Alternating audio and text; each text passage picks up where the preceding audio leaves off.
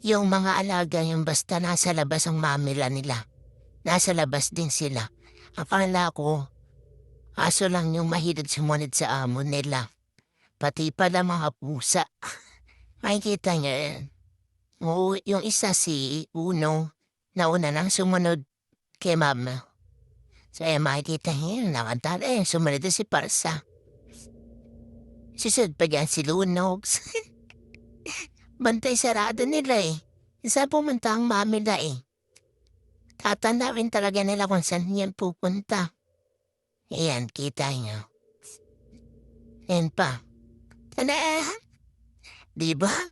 Yan ang nila kalabang mami na nila lahat yan sa isanan. Akala mo naman kung saan pupunta di ba ganyan sila ka protective. Kala may aso rin Pala sunod din sa mamila nila. Babait na rin yung mga yan.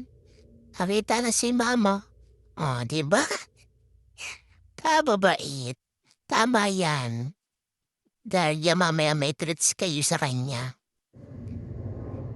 Maliit o malaki pa sa kanila Laging pasunod kay mama. Kita niyo naman.